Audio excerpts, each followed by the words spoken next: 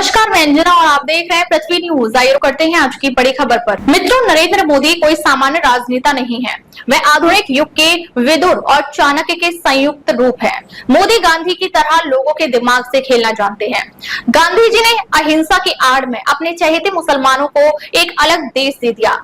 मुसलमानों के हाथों लाखों हिंदू मारे गए। हमारी हिंदू बहन बेटियों के साथ अनगिनत दुष्कर्म और बलात्कार किए गए। सैकड़ों मंदिरों में कुरान पढ़ी गई, लेकिन गांधी ने हिंदुओं के लिए कुछ नहीं किया। भगवत गीता किसी मस्जिद में नहीं पढ़ाई गई। कांग्रेस के वोट बैंक की रक्षा के लिए 3 करोड़ मुसलमानों को भारत से पलायन करने से रोका गया। 75 साल बाद असली चाणक्य आया है। वह भारत को हिंदू राष्ट्र बनाने के आधे रास्ते पर पहुंच गए हैं। मुसलमानों का विश्वास जीतने की आड़ में वह भारत में मुसलमानों पर उल्लेखनीय तेजी से राजनीतिक शिकंजा कस रहा है। क्या आपको लगता है कि मोदी इस बात से अनजान है कि मुसलमान कैसे वोट करते हैं? वह गणनाएं हमसे बेहतर जानता है। वह जानते हैं कि 25 अक्टूबर 1951 से कांग्रेस ने यह कैसे मैनेज किया है। वे अभी भी मुस्लिम वोट बैंक को बढ़ावा देने की कोशिश कर रहे हैं। वह उन्हें खेलने दे रहा है। मोदी जी ने गांधी गांधी का नारा लगाया, लेकिन मूर्ति सरदार पटेल की बनवा दी। मोदी जी ने गांधी गांधी का नारा लगाया और सुभाष चंद्र बोस की वीरता का गुणगान करके और उस दिग्गज के नाम पर एक स्मारक और संग्रहालय बनाकर स्वतंत्रता दिवस मनाया। मोदी जी ने गांधी गांधी का जाप किया और धारा 370 खत्म कर जम्मू कश्मीर से राजनीतिक इस्लामीकरण को हमेशा के लिए खत्म कर दिया। मोदी जी ने गांधी गांधी का जाप किया, लेकिन 2 अक्टूबर को लाल बहादुर शास्त्री को महत्व देकर नई पीढ़ी को जागृत कर दिया। बाकी सब कुछ उनकी सर्वोत्तम योजना के अनुसार ही चल रहा है। मोदी एक मिशन पर है, उसे निराश मत करो। यह राजनीतिक सन्यासी हमारी और बड़े बड़े राजनीतिक पंडितों की समझ से परे है। भारत को हिंदू राष्ट्र बनाने के उनके प्रयास को कोई नहीं रोक सकता।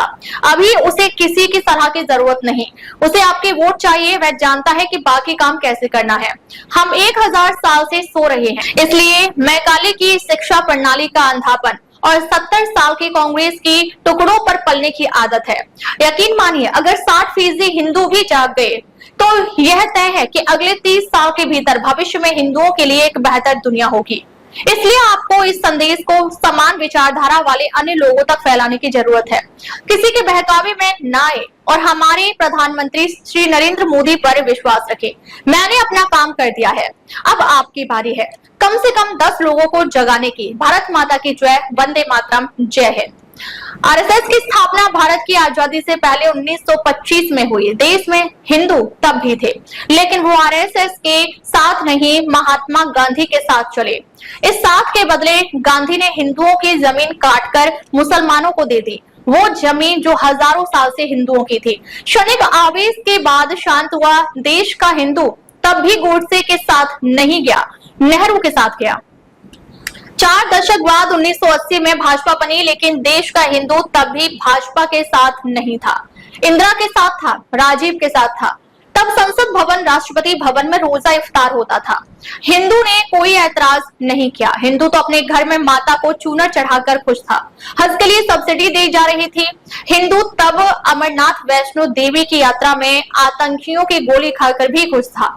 ट्रेनों में, पार्कों में, बसों में, सड़कों को घर कर नमाज होती थी। बेचारा हिंदू खुद को बचाकर कच्ची पगडंडी से घर ऑफिस निकल जाता था। दिल्ली में सीएए एनआरसी के विरोध में महीनों धरना चालू। हिंदू 15 से 20 किलोमीटर चक्कर लगाकर घर ऑफिस जाता था, लेकिन फ्री के चक्कर में केजरीवाल को जिताया। भीषण दंगों का दंग झेला। पूरे देश में वक्फ की आड़ में अनगिनत मस्जिदें बन रही थी। हिंदू को कोई ऐतराज नहीं था। वो तो तब अस्पताल की मांग कर रहा था। जगह जगह मजारी बनाकर जमीन कब्जाई जा रही थी। हिंदू उन्हीं मजारों पर माथा टेककर अपने बच्चों के लिए स्कूल मांग रहा था।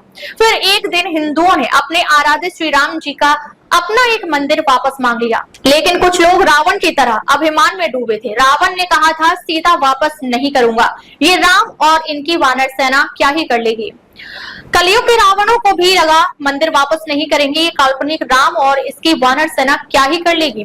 बाबर ना तो अयोध्या में पैदा हुआ था और ना ही अयोध्या में मरा था। उसके नाम से मस्जिद देश में कहीं भी बन सकती थी। देश में हजारों लाखों मस्जिदों के बनने पर भी हिंदू को ऐतराज नहीं था। उससे चाहिए था कि बस एक मंदिर, लेकिन उसे मिला क्या? माथे पर लगाने के लिए राम भक्तों के रक्त से सनी अयोध्या की मिट्टी, अर्चन के लिए खून से लाल सरयू का जल, अर्पण के लिए ट्रेन की बोगी में जली हुई राम भक्तों की लाशें। अभी तक स्कूल, अस्पताल, नौकरी के सपनों में खोया बहुसंख्यक हिंदू जिद पर अड़ गया, उसका स्वाभिमान जाग गया, वो उठ खड़ा हुआ, एकजुट हुआ और अपने ही देश में दोयम दर्जे का नागरिक बने रहने का अभिशाप एक झटके में उखाड़ फेंका। बात सिर्फ एक मंदिर की थी, आज वो अपना हर मंदिर वापस लेने की जिद पकड़ बैठा है। हिंदुओं ने वो कर दिखाया है जो संसार की कोई भी सभ्यता नहीं कर पाई।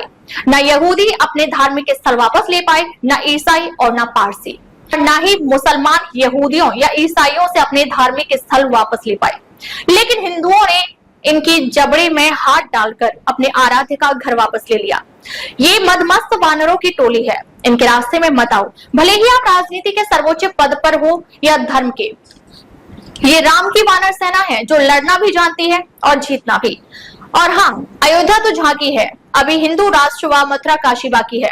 भारत माता की जय, वंदे मातरम, जय हिंद। इस संदेश को कम से कम 5 ग्रुप में जरूर भेजें। कुछ लोग नहीं भेजेंगे, जो नहीं भेजेंगे वो वही हिंदू हैं जो उस वक्त भी हिंदुओं के साथ नहीं बल्कि विधर्मियों के साथ खड़े थे। लेकिन मुझे यकीन है आप जरूर भेजेंगे। शपथ है आपको राम की, 5 ग्रुप में भेजना ही है, सोए हुए आलसी हिंदुओं के लिए। जय श्री राम। अब तक के लिए बस इतना ही, फिर मिलते हैं एक ऐसी ही खास खबर के साथ। अब तक के लिए नमस्कार और देखते रहिए पृथ्वी न्यूज।